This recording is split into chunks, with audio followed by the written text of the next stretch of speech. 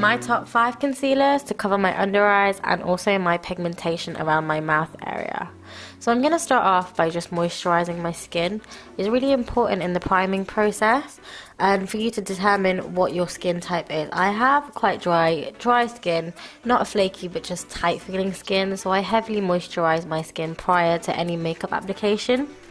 Then I'm going to go in and I'm going to put on an eye cream as well, because I do have dehydrated under eyes. I do tend to get lines under the eyes, and this is important that you drink lots of water but you also use an eye cream as well.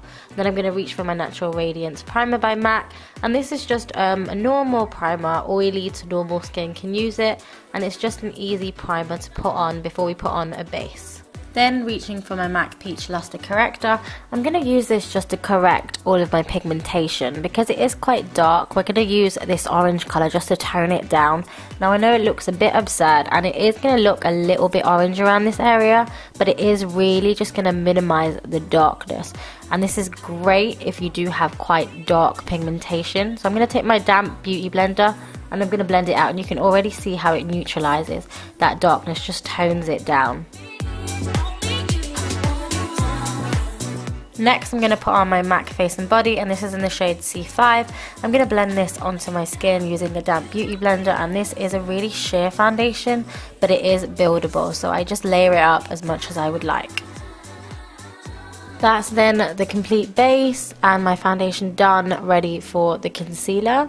So I'm just going to do my eyes real quick for the purpose of the video, and I'm going to do my lips as well just for the purpose of the video, and then I'll show you how I conceal with my top 5 concealers straight after this.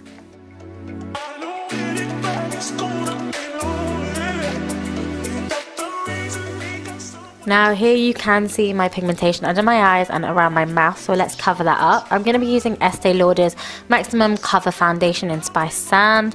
This is at the top range at £30.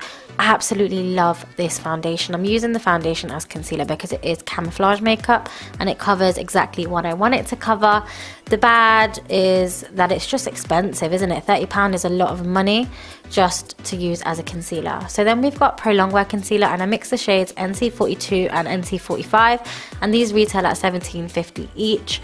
They're a little bit cheaper, well, about half the price, aren't they, really? And they do the same cover, and they're a little bit more natural because it is not as thick as the Estee Lauder.